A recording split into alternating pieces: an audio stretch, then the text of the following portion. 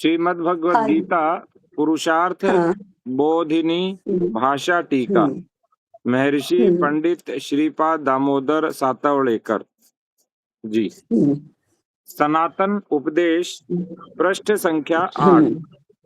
इतने शब्दों का विचार करने से पाठकों को पता लगा ही होगा कि धर्म, अजातशत्रु, अर्जुन, विजय आदि नाम किसी व्यक्ति के बेशक हों, परंतु यहाँ ये नाम एक सनातन बात बताने के लिए है। धर्म के पक्ष में ही विजय होती है, अधर्म के पक्ष में नहीं। धर्म के पक्ष में ही बलवान भीम होते हैं, अन्य के पक्ष में नहीं, क्योंकि धर्म से बल बढ़ता है और अधर्म से बल घटता है। धर्म पक्ष की ही परमेश्वर सहायता करता है। धर्म का पक्ष पार्श्वी बल से कम होने पर भी उसको परमेश्वर का बल प्राप्त होने के कारण अंत में उसी को यश प्राप्त होता है। तो आज तक जो हम चिंतन करते हैं कि धर्म का बल कम है, लेकिन परमेश्वर सहयोगी होने के कारण वो धर्म का बल उससे कई गुना अधिक होता है। धर्म के पक्ष में न कुल जीते, यतो कृष्णः ततो धर्मः, यतो धर्मस्ततो जयः। महाभारत में कितने भिन्न भिन्न लोग भिन्न भिन्न संदर्भों में यही एक बात दोहराते रहते हैं। दुर्योधन भी एक बार बोलता है, यतो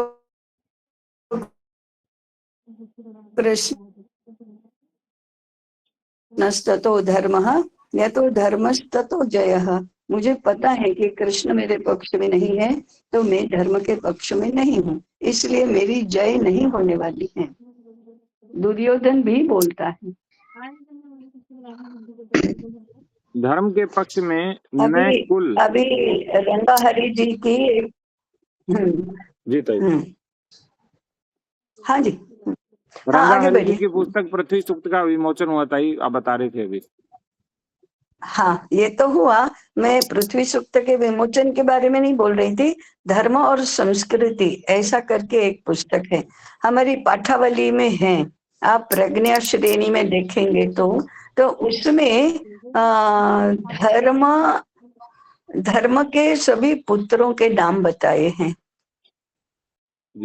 वो मैं देख लूंगी और फिर आपको बताऊंगी कि दिति और अदिति, अदिति का पुत्र तो कश्यप की या इसी 10 पत्नियों से 10 पुत्रों का जन्म होता है।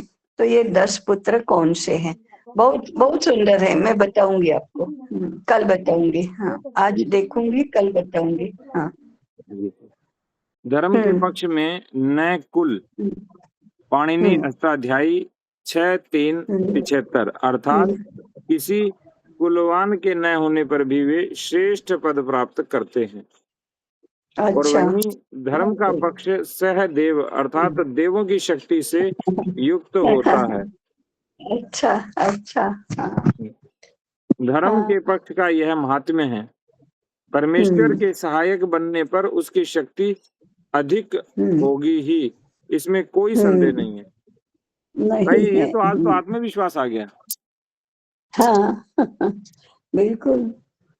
हम भगवान दत्तोपंत जी, हाँ दत्तोपंत जी का मैंने आपको ये दिया था या उदाहरण कहाँ दिया था, इमरजेंसी काल में दत्तोपंत जी ने अनुभव लिखा है कि मैं और हमारे समाजवादी मित्र नाना गोरे और ये सब एयरपोर्ट पर बैठे थे और हवाई जहाज थोड़ा विलंब से जाने वाला था, तो हम बातें कर रहे थे।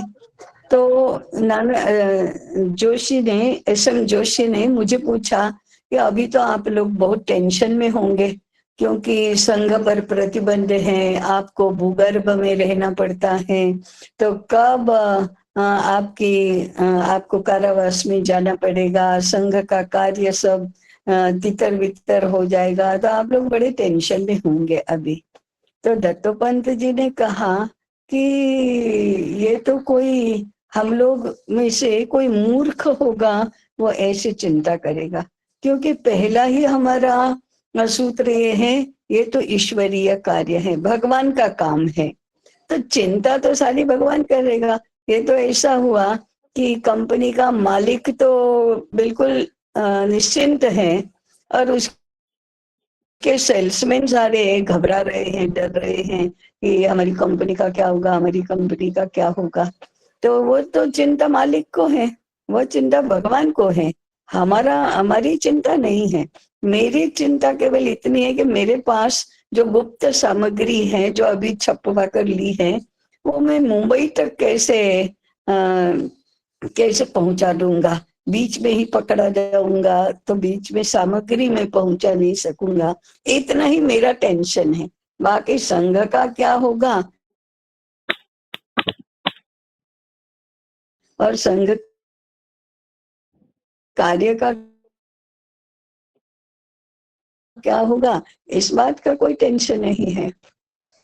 वो तो भगवान का काम है, तो भगवान जो चाहेगा वो होगा, और जो करेगा वो होगा। हमसे जो करवाएगा वो हम करेंगे। ऐसा है कि श्रद्धा है तो फिर हम ऐसे करते हैं,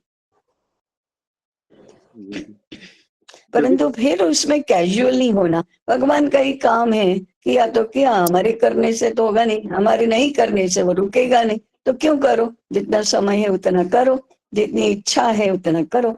अभी ये आ गया सामने, 4 मित्र कह रहे हैं कि चलो होटल जा रहे हैं, तो गए। चलो फिल्म देखने जा रहे तो गए, और हम शाखा में जाना भूल गए। शाखा तो ये ऐसे कैजुअल नहीं हो सकते, फिर गंभीर तो उतना ही रहना होता है। माने हमने तो हमारी तरफ से पुरुषार्थ करना होता ही है, फिर इच्छा उसकी है। हम नौकर होकर मन लगाकर करेंगे नहीं तो ऐसा तो नहीं होता, निष्ठा पूर्वक करेंगे नहीं तो वैसा भी नहीं होता, समझ कर नहीं करेंगे तो वैसा भी नहीं होता। हाँ, चिंता नहीं करना कि इसका क्या होगा, मेरा क्या होगा, भगवान का क्या होगा, धर्म का क्या होगा, ऐसी चिंता करने की आवश्यकता नहीं। वैसे भगवान का कार्य है तो और अधिक तन्मयता और समर्पण से करना, और हाँ इसका हाँ तात्पर्य यही है बिल्कुल। कि फल भगवान पे छोड़ दो और स्वयं पूरे हाँ बस, समर्पण भाव से करो, बस स्वयं जितना का हमारे में पूरा, शक्ति और क्षमता है। हाँ पूरे सामर्थ्य से करो, ये तुम्हारे हाथ में है। इसीलिए तो कहा कि कर्मण्येव अधिकारस्ते, काम करने में ही तुम्हारा अधिकार है। जितना सामर्थ्य है उतना सारा सामर्थ्य लगाकर करो।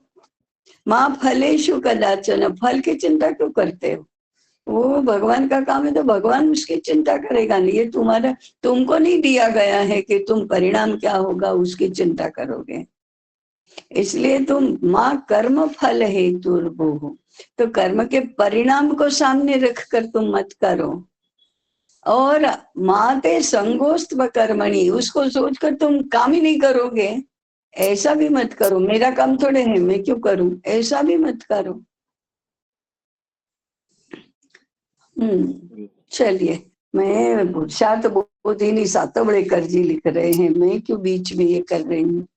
चलिए अपडेशन हो जाएगा ना ताई 100 वर्ष बाद।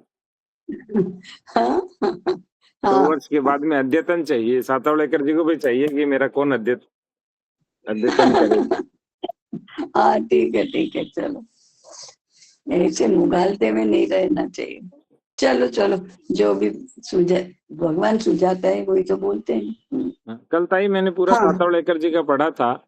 19 क्या, सितंबर 1967 को जन्म हुआ था सातवड़ेकर जी का, और 31 जुलाई 1867, वो 1867 में, 1867। हाँ 1867 हाँ में, और हाँ हाँ 31 जुलाई 1968 के अंदर देवलोक चले गए थे। हाँ, अच्छा और अच्छा अच्छा, 101 वर्ष जी। हाँ, और हाँ उनको जनवरी 1998 में पद्म भूषण मिला था। वो अच्छा 1968 में पद्म भूषण मिला था, हम्म। यानी मृत्यु और के जिंदा लगभग थे, 6 महीने पहले, हाँ मृत्यु, अच्छा अच्छा, यानी पद्म 100 वर्ष भूषण के मिला पूर्ण था होने पर मिला था, ताई ऐसा कह सकते 100 वर्ष पूर्ण होने पर। हाँ हाँ हाँ। हैं। और कुल हम्म। 409 ग्रंथ उन्होंने लिखे थे, और 9 अच्छा जून 1968 को उनको पक्षाघात हो गया था ताई। अच्छा हाँ हम्म, हाँ। अंत में हम्म 1 महीने। हम्म हम्म अच्छा। और आज जुलाई में गए। हाँ, 9 जून तक वो पूर्ण स्वस्थ रहे। हालांकि थोड़ा बहुत रुग्ण रहना आरंभ हो गया था उनका 3-4 वर्ष पहले, क्योंकि वो काम बहुत करते थे, दिन रात लगे रहते थे वो।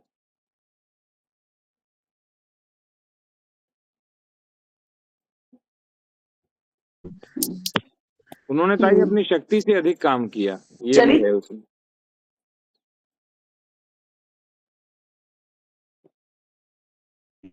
उसमें आता है कि वो अपनी शक्ति से भी अधिक काम करते अभी थे, आपकी नहीं आ रही। पूरे दिन लगे रहते थे। हाँ हाँ, चलिए चलिए चलिए। और बीच में क्या हुआ, जब वो हैदराबाद गए तो हैदराबाद का जो निजाम था उसे पसंद नहीं आया, फिर वहां जाना पड़ा उनको। और फिर औध रियासत में गए। हाँ। और औध रियासत में जब गए तो वहां पर भी कुछ दिन के बाद उनका मन नहीं लगा, फिर किला पारडी आए वो। हाँ हाँ हाँ। तो किला पारडी में अंत के 30 के आसपास वर्ष रहे वो। अच्छा अच्छा, तो मूल कहाँ के थे? मूल महाराष्ट्र के ताई। हाँ, लेकिन मूल कहाँ के थे? मूल उसमें नहीं नहीं, औंध महाराष्ट्र में ही आता है, लेकिन कहाँ से है?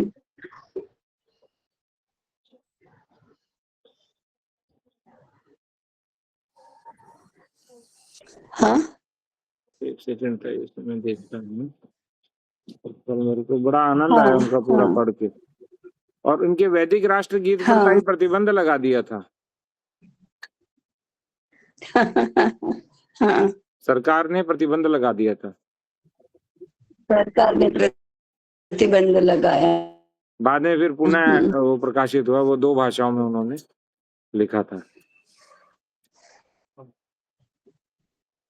हाँ, ये कोल गांव है ताई, अच्छा। रत्नागिरी जिला, यहाँ जन्म हुआ था उनका। कौन सी 2? एक मराठी और? हाँ अच्छा अच्छा, कोलगांव। हाँ, रत्नागिरी जनपद कोलगांव में। हाँ, रत्नागिरी में सावंतवाड़ी रियासत थी, उसका कोल गांव था। हाँ है। हाँ हाँ, सावंतवाड़ी है। हाँ, वही कोल गांव है ताई। और इनके हाँ, पिता थे हाँ, श्री दामोदर भट्ट, पितामह थे श्री अनंत भट्ट, और प्रपितामह थे श्री कृष्ण भट्ट, और सभी ऋग्वेदी वैदिक परंपरा के मूर्धन्य विद्वान रहे। अच्छा। और इनको बचपन से ही वेदों का अध्ययन कराया। हम्म। और आध्यात्मिक ज्ञान के कारण सातवलेकर जी के परिवार की पहले से बहुत प्रतिष्ठा थी। अच्छा। हाँ, और 8 वर्ष की आयु में श्रीपाद जी की विद्यालयीन शिक्षा शुरू हुई। और अच्छा। आचार्य श्री चिंतामणि शास्त्री जी ने उन्हें संस्कृत व्याकरण की शिक्षा दी। अच्छा अच्छा। और 1887 में एक अंग्रेज अधिकारी वेस्ट्रोप ने सावंतवाड़ी में चित्रकला शाला शुरू की। तो वहीं गुरु मालवणकर की चित्रकारी ने श्रीपाद जी का मन मोह लिया और कला सीखने का प्रण लिया। उनके पिता भी चित्रकला में प्रवीण थे, तो घर के दीवारों पर भी श्रीपाद जी की चित्रकारी निरखने लगी, उसका कोई सानी नहीं था। यहाँ भी है, किला पारडी में भी उनके चित्र हैं। और 22वें वर्ष में उनका विवाह सादले परिवार की पुत्री श्रीमती सरस्वती बाई से हुआ। अच्छा। और 23 वर्ष में वे मुंबई गए, उससे पहले हैदराबाद में पढ़े। और जो चित्रकारी और शिल्पकला का सर्वोच्च पदक होता था, मेयो पदक, वो 2 बार मिला उनको। अच्छा अच्छा। और 1893 में मुंबई का प्रसिद्ध विद्यालय था J school of art, J school of arts. हाँ, वहां वो शिक्षक बन गए ताई। अच्छा, चित्रकला के शिक्षक हाँ, बने। चित्रकला के शिक्षक बन गए। और 1900 में श्रीपाद जी मुंबई छोड़कर हैदराबाद आ गए और 13 वर्ष वहां रहे। अच्छा। और वहां एक बहुत प्रसिद्ध चित्रकार थे देउस्कर, उनकी सहायता से उन्होंने एक स्टूडियो बनाया।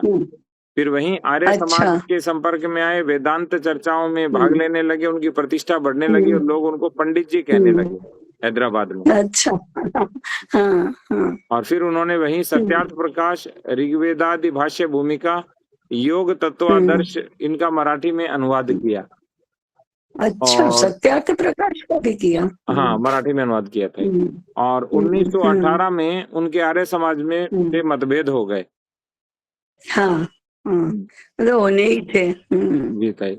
और उन्होंने हैदराबाद में विवेक वर्धिनी नामक शिक्षा संस्था की स्थापना की। अच्छा।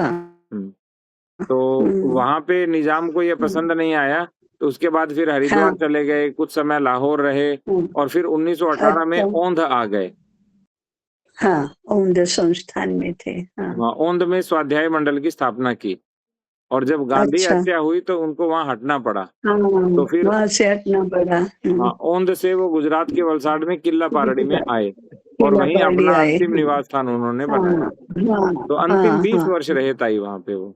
20 वर्ष रहे। हाँ, हम्म। ठीक 20 और वर्ष स्वाध्याय रहे। मंडल की पुनः स्थापना की और वेदादि प्राचीन संस्कृत वाङ्मय का परिष्कार और प्रचार प्रसार जैसा पुनीत कार्य वहां किया। तो हैदराबाद में पंडित जी स्वतंत्रता संघर्ष से जुड़ गए थे और लोकमान्य तिलक से उनकी निकटता उनको भारतीय राष्ट्रीय कांग्रेस की ओर ले आई।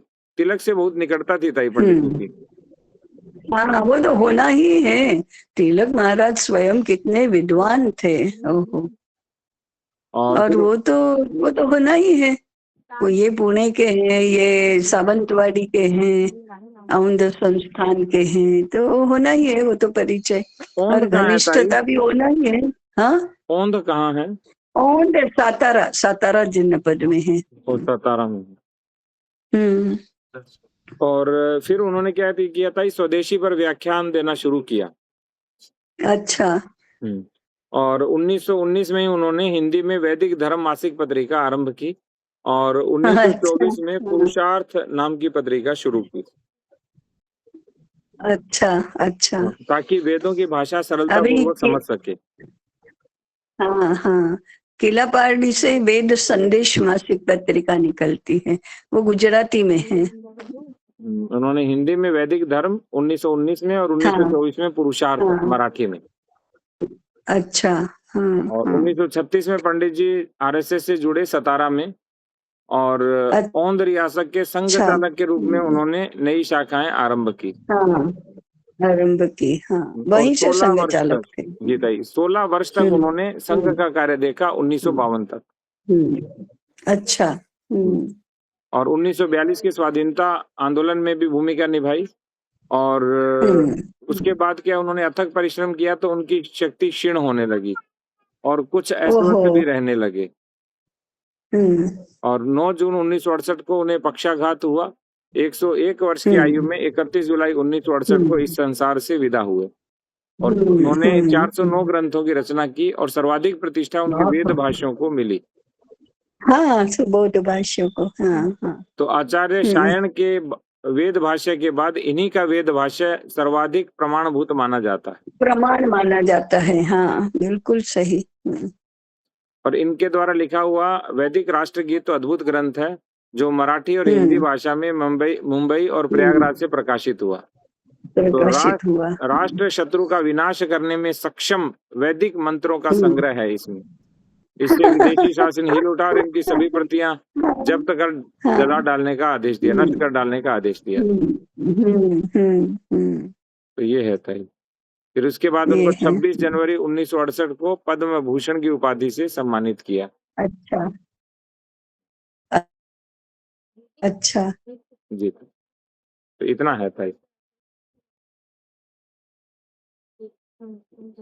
इनका मूल स्थान देखने वाला है ताई, क्या हुआ कोलगांव।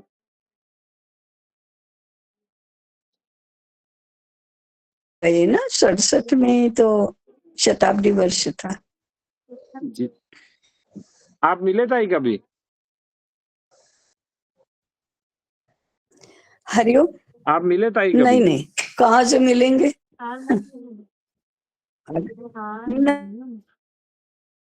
नहीं, नहीं, कैसे मिलेंगे? हम तो कॉलेज में पढ़ते थे उस समय, ग्रेजुएट भी नहीं हुए थे। ये सब शताब्दी समारोह का उल्लेख नहीं आता है इसमें। इसमें नहीं आता ये उल्लेख। इसमें खोज लो बताइए। अच्छा। उनके शताब्दी समारोह में पूजनीय गुरुजी हाँ, मुझे गुरुजी स्वयं उपस्थित थे। जी सर। उस समय उन्होंने भाषण किया, वो तो खड़े खड़े खड़े किया है। जी सर। हाँ, ये ठीक है, सब ये सब चलिए शब्द आगे किसी बढ़ो। एक कुटुंब के मनुष्यों के वाचक भले ही हों, परंतु यहाँ एक सनातन तत्व बताने के लिए ही विशेष हेतु से प्रयुक्त किए गए हैं। इन धर्म पक्ष वालों के ये नाम देखिए और साथ साथ दुर्योधन, दुशासन आदि अंधे धृतराष्ट्र के अनुयायियों के नाम भी देखिए। दोनों के हाँ, नामों की तुलना करने से एक पक्ष हम्म, साम्राज्यशाही के पाशवी बल का प्रदर्शक और दूसरा बल हम्म, धर्मानुयायी स्वराज्यवादियों के आध्यात्मिक बल का प्रदर्शक हम्म, स्पष्ट प्रतीत होगा। यह भारतीय युद्ध इन दो पक्षों में हुआ। सारे जगत में ऐसा ही होता आया है। साम्राज्यवादियों का व्यवहार कपट से आरंभ होता है और मध्य स्थिति चिंता से पूर्ण होती है और अंत में उनका संपूर्ण नाश होता है। तो यही है, कपट से आरंभ होगा, मध्य में चिंता रहेगी, अंत में नाश हो जाएगा। और स्वराज्यवादियों के धर्म पक्ष का प्रारंभ सत्य, धर्म, अहिंसा, नाश ब्रह्मचर्य, होगा और समता, क्या होगा। पवित्रता, ईश भक्ति, त्याग वृत्ति आदि सद्गुणों से प्रारंभ होता है।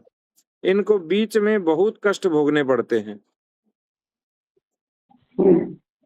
ताई जो स्वराज्यवादी हैं, उनका आरंभ तो सत्य, धर्म, अहिंसा, ब्रह्मचर्य, समता, पवित्रता, ईश भक्ति और त्याग वृत्ति सद्गुणों से होता है। बीच में बहुत कष्ट भोगने पड़ते हैं, परंतु अंत में धवल यश ही सर्वोपरि जगत में फैल जाता है,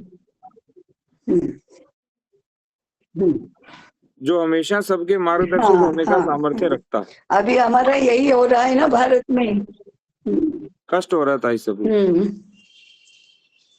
भारत में अभी यही हो रहा है, कष्ट हो रहा है। जी। धृतराष्ट्र नित्य देखता था कि साम्राज्यवादियों के द्वारा अनेकानेक कपट प्रयोग होने पर भी स्वराज्य का यत्न करने वाले पांडव बच ही जाते थे और प्रति वर्ष पांडवों की शक्ति और संगठन बढ़ता ही जाता है। इसलिए इस युद्ध के प्रारंभ में वह अधीर होकर पूछता है कि युद्ध का समाचार क्या है। इस प्रश्न का सत्य उत्तर तो संजय श्रीमद् भगवत गीता के अंत में देगा कि धर्म का पक्षपाती धनुर्धर अर्जुन है और उसका सहायक भगवान है और वहां विजय श्री निश्चय से रहेगी। भगवत गीता का 18वें अध्याय का 78वां अंतिम श्लोक। यह तो अंतिम उत्तर है, परंतु उत्तर श्रवण करने के लिए संपूर्ण भगवत गीता का अध्ययन होना चाहिए। इसलिए धृतराष्ट्र का प्रश्न सुनते ही संजय का जो युद्ध का वृत्तांत है सुनाया, वही पहले यहाँ देखेंगे। आध्यात्मिक भाव।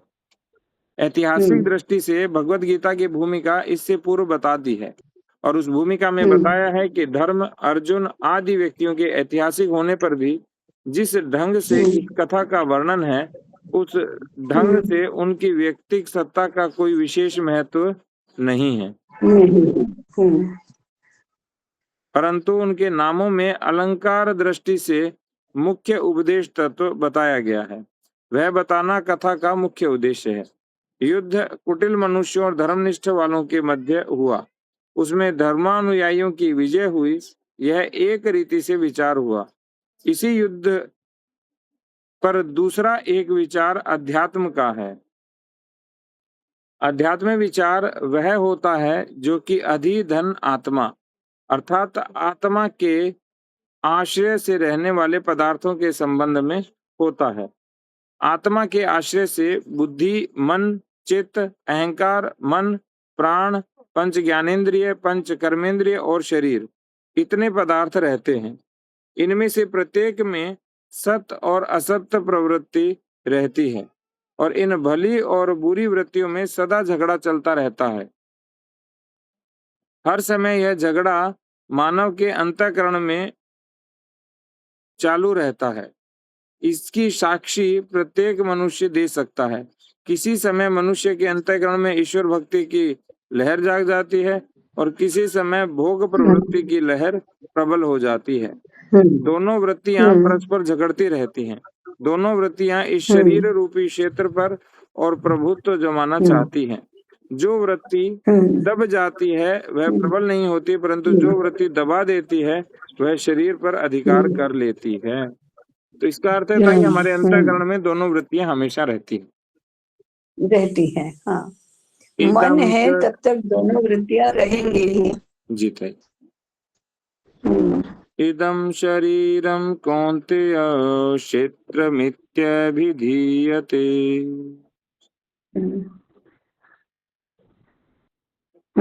ताई मन के अतिरिक्त भी तो सभी में रहती है ना दोनों वृत्तियां। मन के कारण से रहती है। मन द्वंद्वात्मक है, इसलिए उसमें अच्छा बुरा दोनों रहता है, तो सर्वत्र व्याप्त होकर ही रहता है। बुद्धि को भी निर्देशित करता रहता है, अहंकार को भी करता रहता है, शरीर को भी करता रहता है। इंद्रियों का तो स्वामी ही है मन। इस शरीर को क्षेत्र कहते हैं। यह कर्म करने का क्षेत्र है, इसलिए इसको कर्म क्षेत्र अथवा कुरुक्षेत्र कहा गया है। कुरुक्षेत्र प्रत्येक मनुष्य के अंतःकरण में है और उस कुरुक्षेत्र में भली और बुरी चित्त वृत्तियों का युद्ध चलता रहता है। इस युद्ध का वर्णन इस महाभारत युद्ध द्वारा किया गया है, ऐसा आध्यात्मिक लोगों का कहना है। 18 की संख्या। महाभारत की रचना कुछ विशेष उद्देश्य से की गई है। यह संदेह तो ऊपर की दृष्टि से महाभारत का निरीक्षण करने वालों को ध्यान में आ ही जाता है। देखिए, महाभारत के पर्व 18 हैं, भगवत गीता के अध्याय 18 हैं, भारतीय युद्ध 18 दिन चलता रहा, उसमें सैन्य 18 अक्षौहिणी था। यह 18 वाली संख्या कुछ विशेष हेतु से रखी हुई प्रतीत होती है। यज्ञ में 18 ऋत्विज होते हैं। संभव है इस संख्या का कुछ विशेष संबंध हो। पुरुषो वाव यज्ञ है, छांदोग्य उपनिषद 3:16-1। पुरुष अर्थात मनुष्य एक विशेष यज्ञ है।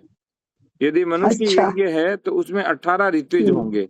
2 आंख, 2 कान, 2 नाक, 1 त्वगिंद्रिय, 2 हाथ, 2 पांव, 1 मूत्रेंद्रिय, 1 गुदा, 1 मुख, 1 वागिंद्रिय, 1 मन, 1 चित्त, 1 अहंकार। ये 18 ऋत्विज है और आत्मा यजमान है। अच्छा। बुद्धि यजमान की पत्नी है। अच्छा। हाँ। शरीर यज्ञशाला है। अच्छा। यह यज्ञ 108 वर्ष तक चलना है। अच्छा। इसका पहला प्रातः काल 24 वर्ष का है, द्वितीय भाग 36 वर्ष का मध्याह्न का है। तो 20 और 20 50 और 60 हो गया था। और तीसरा भाग 48 वर्ष सायं समय है। तीनों मिलकर 108 वर्ष की अवधि होती है। मनुष्य का जीवन एक बड़ा भारी यज्ञ है। इस यज्ञ में 18 ऋत्विज कार्य कर रहे हैं। इस यज्ञ के नाश करने के लिए बैठे हुए रोग, कुवासनाएं, आलस्य आदि राक्षस हैं। इनका युद्ध इस युद्ध भूमि में होता है, अर्थात इस यज्ञ में भी 18 संख्या है। भगवत गीता में यहाँ पांडवों के विशेष योद्धा गिनाए गए हैं। अध्याय 1 श्लोक 4 से 6 वे भी 18 ही गिनाए गए हैं।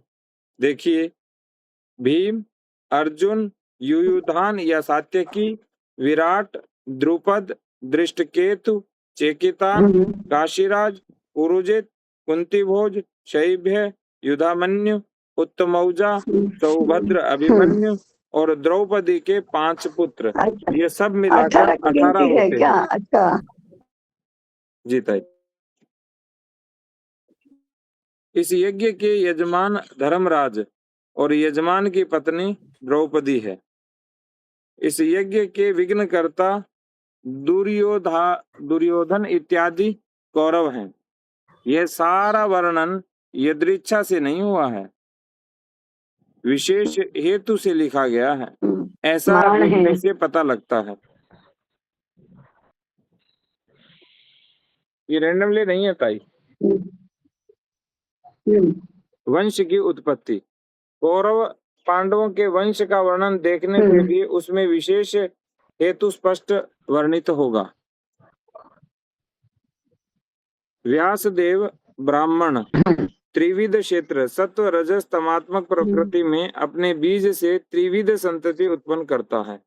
जैसे तमोगुणात्मक अंधा धृतराष्ट्र, रजोगुणी पांडु और सत्वगुणी विदुर।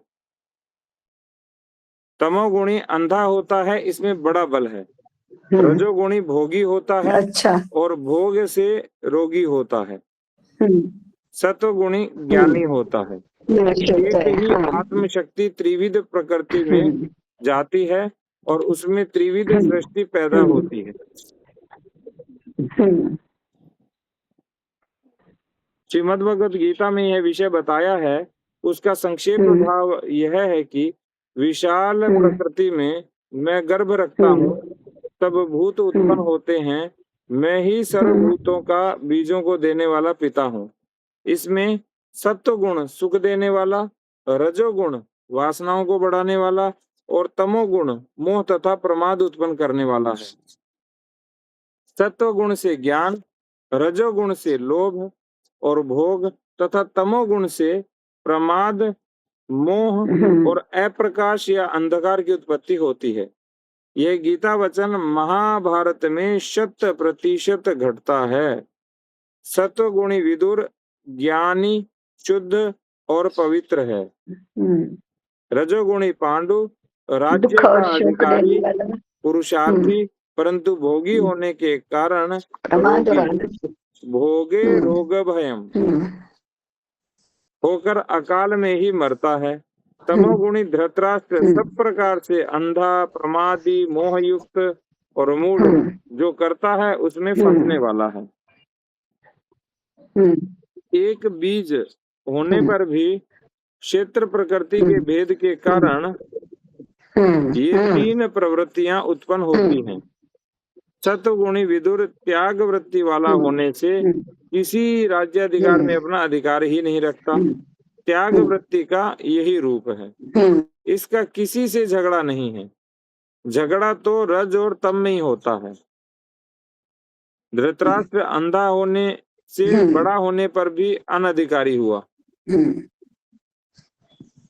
परंतु पांडु छोटा होने पर भी उसको राज्याधिकार मिला, जैसा कि रजोगुणी मनुष्य को मिलना योग्य भी है।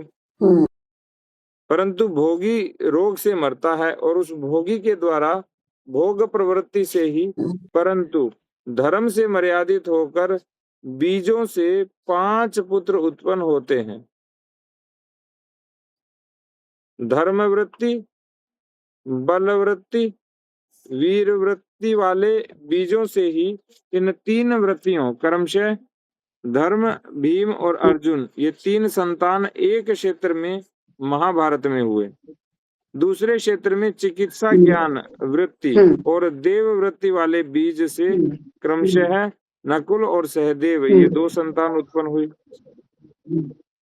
अर्थात रजोगुण से धर्म, बल, वीर, चिकित्सा और देव भाव, ये 5 वृत्तियां प्रकाशित हुई और इस कारण परमेश्वर इनका सहायक हुआ। कर्ण का क्या? आगे देखते हैं ताई। हाँ।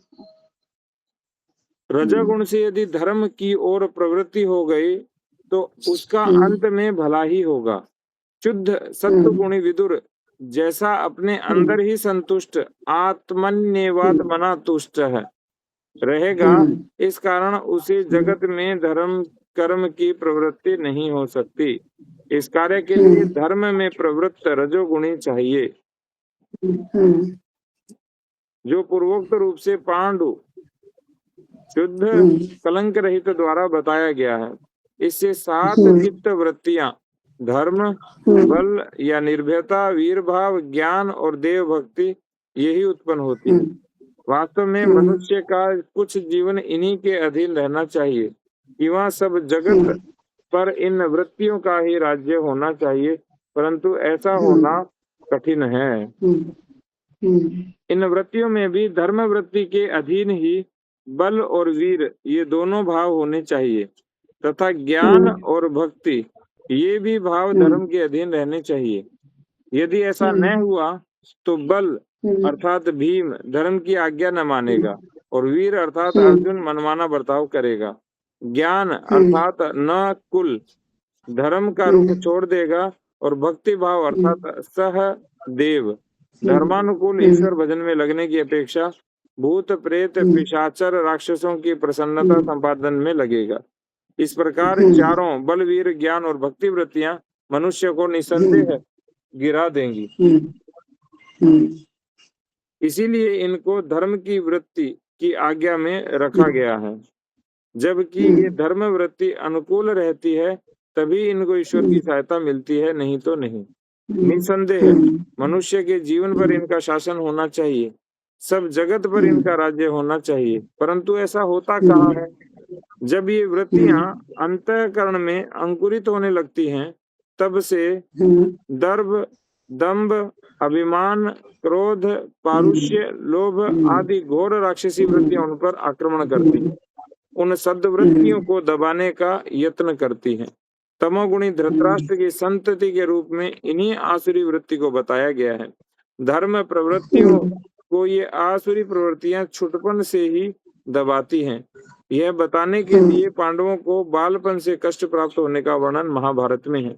अंततः कपट से आसुरी वृत्तियां धर्म वृत्तियों के राज्य में घुसती हैं, वहां अपना अधिकार जमा लेती हैं और धर्म वृत्ति को अंतःकरण के राज्य में नहीं आने देती।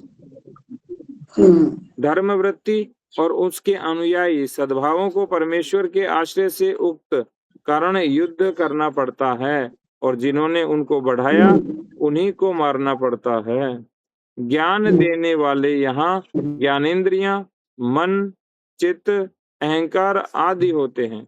इनसे ज्ञान प्राप्त किया यह सत्य है, तथापि ये ही असत्य वृत्ति में सहायक भी होते हैं। तब इनका दमन और संयम करना पड़ता है। जी ताई ज्ञानेंद्रिय मन चित्त अहंकार इन्हीं से ज्ञान प्राप्त होता है और बाद में इन्हीं का दमन करना और संयम करना पड़ता है। यहाँ अहंकार भीष्म पितामह है, जो अन्य के समान 1-2 दिनों के प्रयत्न से नाश को प्राप्त नहीं होता। 18 दिनों के युद्ध में इसका दमन करने के लिए 10 दिन लगे, तब भी यह मरा नहीं। यह अंत में अपनी इच्छा से ही शांत हुआ। क्योंकि यह समाधि सिद्ध होने तक रहता है, पश्चात यह स्वयं शांत हो जाता है। मन द्रोणाचार्य है, यह सबको सिखाता है, परंतु इसको भी शांत करना पड़ता है। इसी प्रकार अन्य कौरव वीरों की अवस्था है। कौरव सैकड़ों हैं, आशा पाश शतैर्बद्धा, क्योंकि आशा वासना काम क्रोधादि सैकड़ों प्रभेद इस हृदय में फैलते हैं। इस प्रकार कौरव संसार मनुष्य के हृदय में होता है। अच्छा।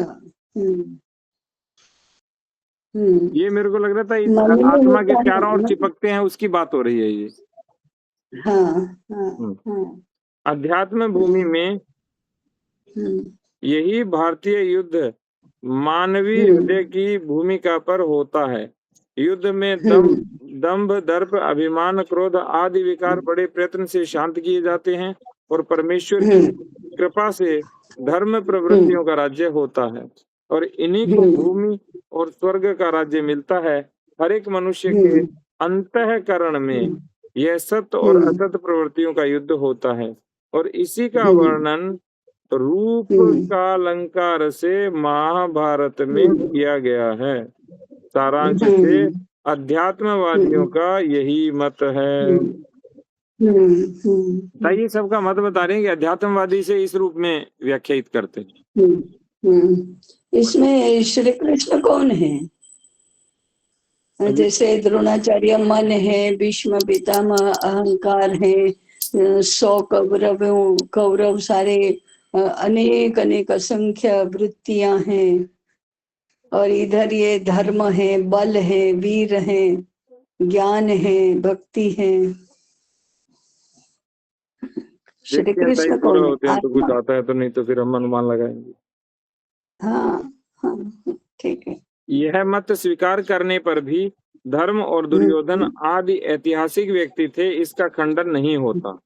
इस नाम के या अन्य कोई नरेश हुए होंगे, परंतु इस ग्रंथ के लेखक ने उन व्यक्तियों के सूचक नाम दिए और अपना ग्रंथ रचा है, और यह रचना सहेतुक भी है।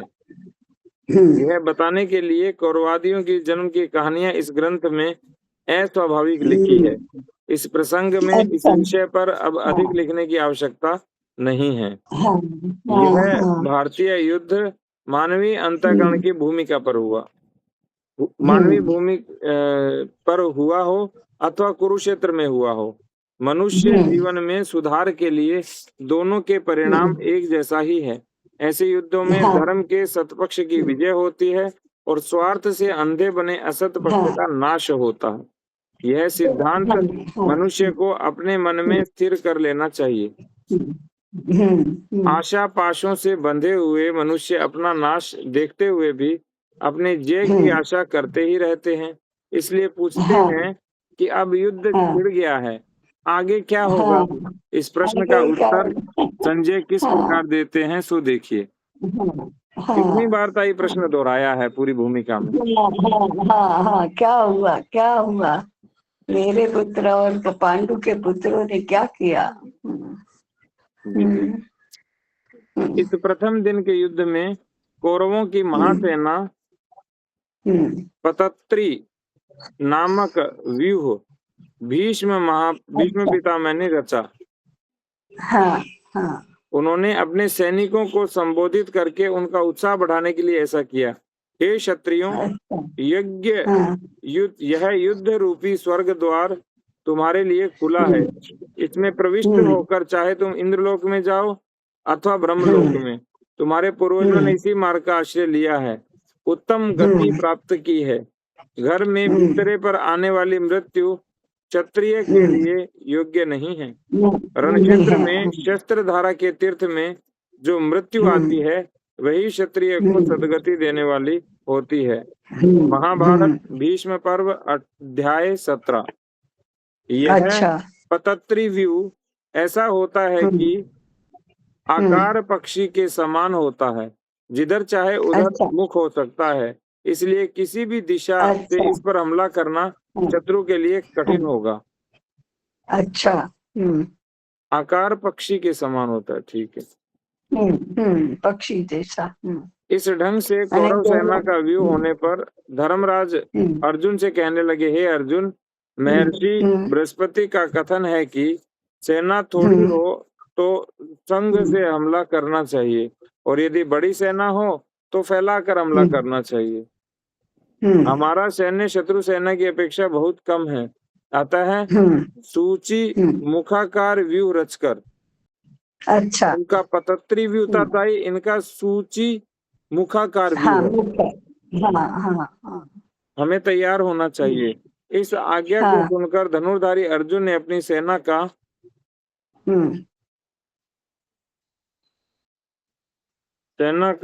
वस्त्र संज्ञक, ये पता नहीं क्या है, वस्त्र संज्ञक व्यूह द्रुपद राजा के पुत्र द्वारा रचा।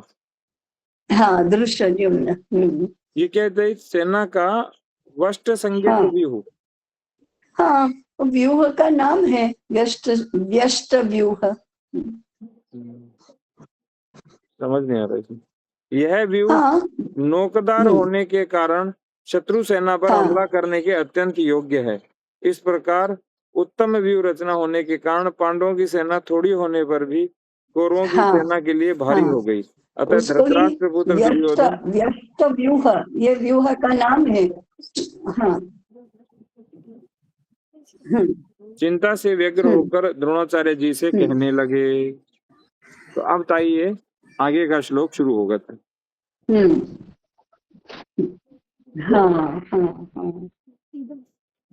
ताई इसमें इन्होंने पूरा वो बना रखा है आचार्यम उपसंगम्य राजा वचनम अब्रवीत। जी सर।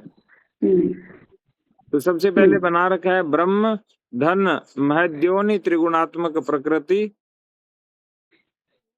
ठीक है। और फिर उसके बाद ब्राह्मण, व्यास, अंबिका, अंबालिका और दासी, ठीक है। दासी पुत्र विदुर हुए और अंबा अंबालिका से कुंती और ये हुए। इनको आगे पूरा एक तरह से इन्होंने वो चार्ट बना रखा है भाई। और आसुर संसर्ग जो तम और रज का हुआ, धृतराष्ट्र और गंधारी का, इससे सारी आसुरी संपत्ति पैदा हुई। तो दैवी संपत्ति ये है और आसुरी संपत्ति धृतराष्ट्र और ये है। भाई इसमें भगवान कृष्ण को कहाँ रखेंगे और कौरवों को कहाँ रखेंगे, वो उसको कर्ण को कहाँ रखेंगे?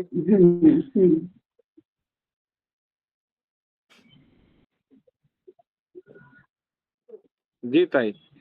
कर्ण को ना, वही मैं भी सोच ही रही हूँ कि कर्ण है तो कुंती का पुत्र और सूर्य पुत्र है, परंतु आश्रय उसका दुर्योधन का है,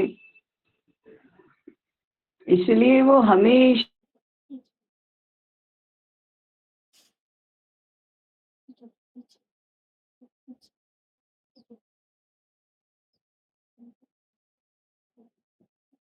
कर फिर राजपुत्र बना देते हैं। तो वो तो बेचारा न इधर का न उधर का, ऐसा है। पराक्रम में वो अर्जुन से भी बढ़कर है, परंतु उसकी स्थिति ऐसी हो गई है, परिस्थिति ऐसी हो गई है कि वो राजपुत्र नहीं, सूत पुत्र की तरह ही बलता बढ़ता है। शिक्षा भी उसको ऐसी ही मिलती है। उसको परशुराम के पास शिक्षा प्राप्त भी छल से करनी पड़ती है और उसका शाप भी मिलता है उसको। तो बड़ा दुर्भागी ऐसा कहा जाएगा। ये तो माने जन्म से कहो तो अत्यंत श्रेष्ठ, पांडवों में राजनीति की दृष्टि से कहो तो सबसे बड़ा माने राज्य का अधिकारी तो वही है, परंतु अपराध बोध इस बात का है कि कुंती का विवाह नहीं हुआ है और उसका जन्म हुआ है। तो सामाजिक दृष्टि से उसके सारे गुण अपराध बोध से ही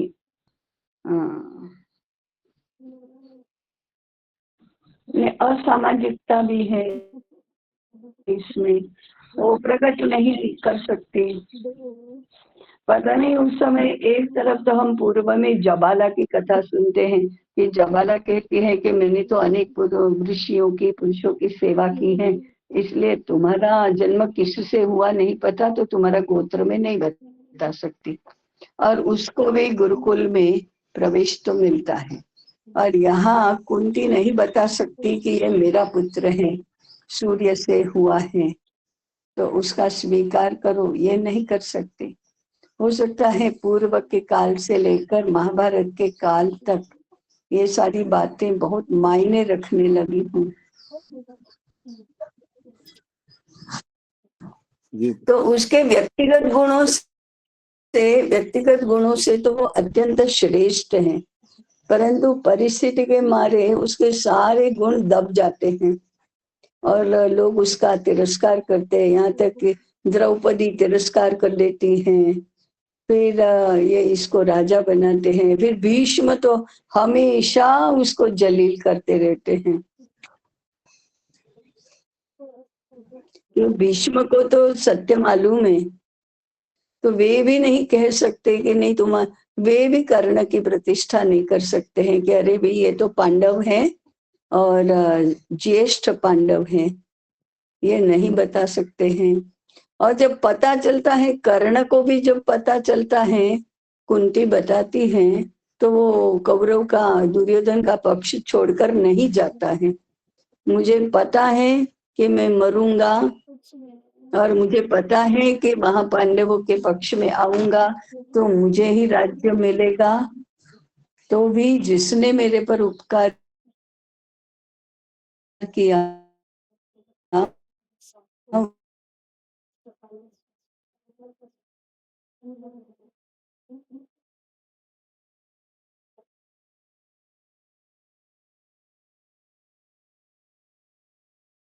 उसको छोड़कर मैं नहीं आऊंगा। तो उसके व्यक्तिगत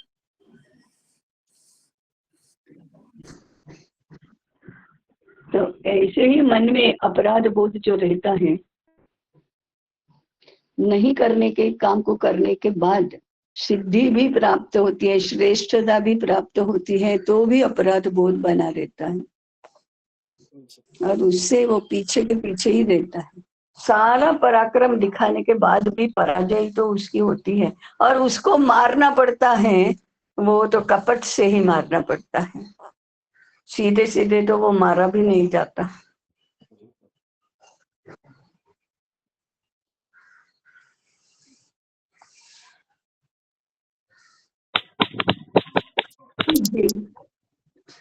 जी कल दूसरा और तीसरा श्लोक शुरू हो जाएगा ताई। हाँ, वही वही वही। तो कृष्ण परमेश्वर के सहयोगी के रूप में उनका किया कराया तो है ये सब, उन्होंने ही तो सबको प्रवृत्त किया है। तो ताई उनको हृदय तत्व में प्रतिष्ठित करेंगे कि वो आत्म तत्व के रूप में। हाँ, हृदय नहीं, हृदय में आत्मा स्वयं तत्व। आत्म तत्व, क्योंकि वो स्वयं भी तो कहते हैं मम यो निर्मात ब्रह्मा तस्मिन् गर्भम ददाम्यहम्। तो मैं ही सब मयैवैते निहताः पूर्वमेव निमित्त मात्रं भव सव्यसाचिन् अहम आदिर ही भूतानाम। वो तो बोलते कहते ही हैं, अपना तो बखान बहुत करते हैं सब जगह, मैं परमात्मा हूँ, मैं भी सब करने वाला हूँ।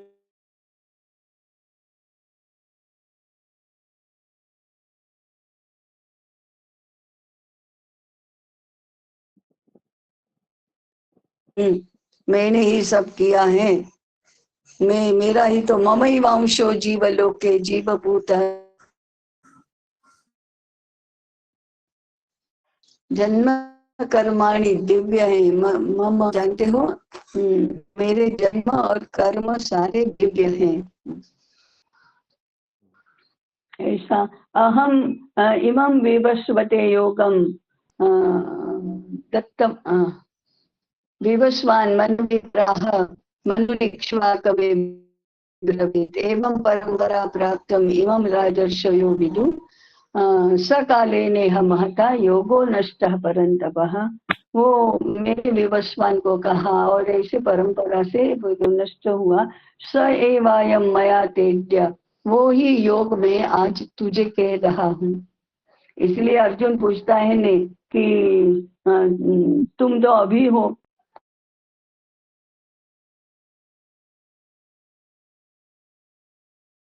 और विवस्वान मनु ये तो बहुत पहले हुए, कैसे कहते हो कि तुमने विवस्वान को कहा? तो ये कहते हैं ना कि तुम्हारे और मेरे अनेक जन्म बीत गए हैं, तान्य हम वेद सर्वाणि न त्वं वित्थ परंतप। मैं जानता हूँ, तुम नहीं जानते हो, और फिर मैं ऐसा हूँ तो यदा यदा ही धर्मस्य ग्लानिर्भवति भारत अभ्युत्थानमधर्मस्य तदात्मानं सृजाम्यहम् परित्राणाय साधूनां विनाशाय च दुष्कृतां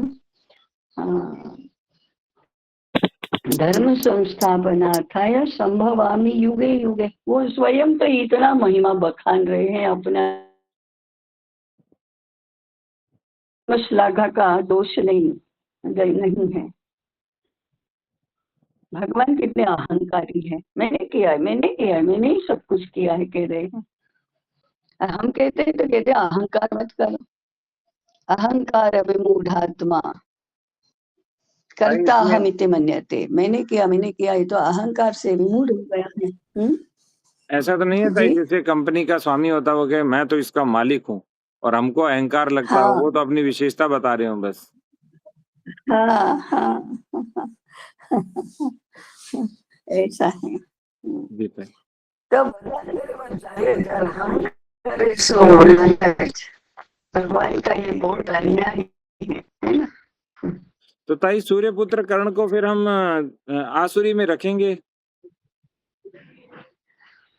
हाँ हाँ, है तो स्वयं तो वहीं पर स्थित है, अज्ञान में भी वही है, जानने के बाद भी वही है। वो जानता है, उसके बाद तो युद्ध होता है उसका और अर्जुन का। नहीं जानता है तब भी वहीं पर है। असुरों का साथ देने वाले आज के जो मति विभ्रम और दुर्भागी विद्वान होते हैं ना, दुर्भागी, वो भाग्य ही उसका ऐसा है तो असुरों के पक्ष में, ये बात तो है। चलिए।